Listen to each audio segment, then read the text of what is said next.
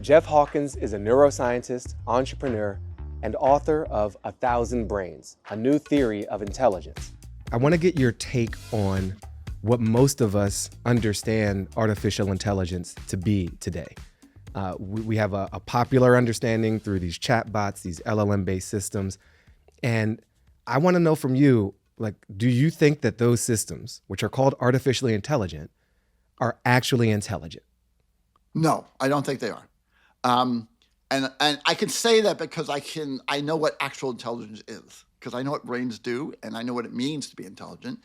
And I can say those things aren't. One simple way of putting it is they're very good at mimicking human knowledge, right? So humans create knowledge and humans understand things. But the large language models and all these sort of deep learning systems are they're good at discovering patterns. I mean, I'm fans of them. They're great. So I'm not dissing them. But you asked, are they intelligent? I would say no, because I can tell you what I think intelligence is, and they don't do that. But they're really good at mimicking intelligent systems, and that's very useful. So I'm not saying, oh, those things aren't good. In the future, I'm telling you, in the future, intelligent machines, truly intelligent machines, are going to be very different, and that's what we're creating. That's what we're working on right now. I'm seeing headlines. I'm hearing news reports. My podcast feeds are popping with Sam Altman saying AGI is around the corner, telling President Trump, we will have AGI within your current term as president. Is he just not being real, not being honest? How do you assess that statement? Well, it depends what you mean by AGI. I mean, yeah, again, can we have machines that are really good at language? Yeah. Can machines that... But that's not, he's not telling the public, he's not telling his investors that we're going to have massively useful machines. He's not saying that they're going to perform human-like intelligence. He's saying artificial general intelligence is on the edge, right? Well, the way I would define AGI, the answer is no. Okay. But his definition, his answer might be right. I mean, I have a very clear understanding. Yeah. We can talk about it. What brains do and what makes you intelligent. And those systems, the deep learning systems we have today, don't do that. Yeah. Doesn't mean they're not great. It doesn't mean they don't do wonderful things, but they don't work like that at all. And so you can say, here's a system, the brain, that has basically led to all creation of knowledge. We build things, we build space telescopes, we travel, we create computers, we run factories, that's brains. Yeah. Then we got these AI systems, which are really good at some things, but they're not like a human, and they don't do what humans really do. They sort of mimic a slice of what humans do. And they can do things humans can't do, just like the calculator can calculate faster than I can. So that's better than a human, but that doesn't make it AGI. It doesn't make it intelligent. It's just we have a machine learning techniques that are really useful, just like we have calculators that are really useful. Ooh, I love it. We starting off with the warm to hot take. This is perfect because you have this book, 1,000 Brains, a new theory of intelligence. So, Jeff, what's your new theory of intelligence? How do you define it? Yeah, so it's a complex story, and I have to tell it really simply for this podcast, you're right. Please do, yes. So I'll do my best. So we were interested in the brain because the brain is the one intelligent thing we can all agree is intelligent. And when you come to the brain, there's a part of the brain called the neocortex, which is the big wrinkly thing you see when you see a picture of a brain. And that's about 75% of your brain by volume. And that's the part that we're interested in. That's the part that sees the world. That's the part that understands the world through vision and hearing and touch. That's the part that generates language. That's the part that thinks about democracy and how to run podcasts and about what the AI are and all these things. Yeah. So it's the neocortex. And I could take it out of your head, this wrinkly thing. It's like this sheet of cells. It looks like a dinner napkin about 3 millimeters thick. Okay, it's about the size of a dinner napkin, but 3 millimeters thick.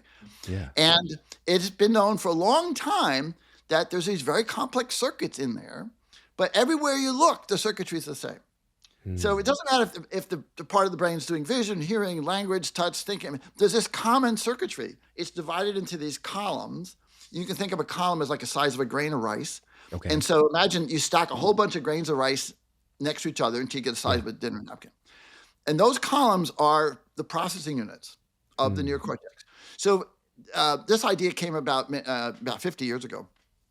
And if you can figure out what a column does, one of these columns does, well, then the rest of the brain is just replications of those columns.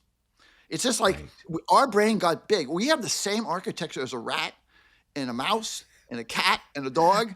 I've definitely met people whose brains, to me, felt like it was the same architecture as a rat, but I don't think that's your point. The difference is that in humans, evolution just made more of these columns. The columns exist in all mammals. We have a lot of them. And so, there's other differences between, of course, but the basic functions, you could take these columns, you can apply them in different sensors, you can apply them. Nature's figured out this sort of general processing unit. So our work was figuring out what one of those columns does and then how they work together. Yeah. And so the reason we call it the 1,000 brains, it turns out if the entire neocortex is made of the same elements, then each element basically does what the entire system does. Right. And so each element is a learning system.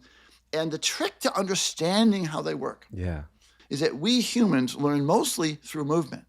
We learn mostly by, if I want to learn something feels like, I have to move my fingers over the object. If I want to look at something looks like, I don't look at pictures. I actually attend to different parts of my visual space. That's what you're doing right now. You're not even aware of it, but your eyes are moving around 3 times a second, looking at different parts. You might be looking at my eyes and the headphone or whatever. And what you're doing is you're building a model of the world through movement. You're saying, this is here, this is here, this is here, this is here. And it's kind of, initially you don't realize what's going on, but that's what's going on. It's like my own little LiDAR system. I'm like scanning and placing things. Here's the key. To make this work, internal to each column in the brain is what we call a reference frame. It turns out that every time you observe anything, like your tip of your finger, a part of your eye, it knows where it is in the world. It knows where the observation is. And so knowledge is assigned to these It's locations. Geospatial. It's positional. Right, it is. The key to this whole thing is that what brains do, what the nature of intelligence is we, in our heads, create a model of the world. Yeah. And that model reflects the actual physical structure of things, where things are, where they are relative to each other. And we create this, in a sense, a 3-dimensional internal model of everything you know. And this also applies to things like, it's hard at first to understand it, but like music and language, we have models of everything. Yeah. And those models require reference frames to be created. The thing about deep learning, it has nothing like that. Deep learning is a statistical technique that... And that's what's powering the large language models that most of us know and interact with. Yeah. What we think of as AI today, all based on deep learning. In fact, you mentioned Sam Altman earlier. He wrote that, everything can be done with deep learning. That's all you need. Deep learning is miraculous and solves every problem. Deep learning is what drives most of the AI you know today. It's why chatbots can fake a decent conversation, why your phone recognizes your face. It's why deepfakes are turning web browsing for real information into a trust fall where no one's going to catch you. Deep learning runs on computer programs called artificial neural networks. These mimic the brain's interconnected neurons with artificial neurons of their own. And if you detect air quotes in the tone of my voice, it's because I'm not buying it, and neither is Jeff. These neural networks learn by adjusting the strength of connections between the nodes. That enables them to recognize patterns in vast data sets. The deep part, that comes from how many layers the network has. Let's say you're trying to teach a computer to do some high-level, beautiful mind, fate of humanity level processing, like recognize a cat. One layer might pick up on edges, another might notice shapes. By the 10th or 12th layer, it's piecing together whiskers and fur texture and that smug glare that pierces into your soul. More layers means more complexity, but also more data, more computing power, and more chances of spewing out some crazy fever dream. Deep learning doesn't have this sort of structured knowledge of the world. That's why it can make silly mistakes, right? When you look at an AI system, if you have to generate an image, it doesn't really know what humans are like. It doesn't know that you're supposed to have 5 fingers. It's just statistically, the images I've seen, so every once in a while I could stick an extra finger in there. I said, well, that's statistically correct. Essentially what they have, these artificial neurons, and let's be careful, artificial neurons aren't anything like real neurons. They're really, really different. We hoped you enjoyed this piece of Life with Machines. And there's a lot more where that conversation came from. So if you want to hear it all or listen to any of our other great guests, check out our full episodes on Spotify or Apple Podcasts through the link in the description.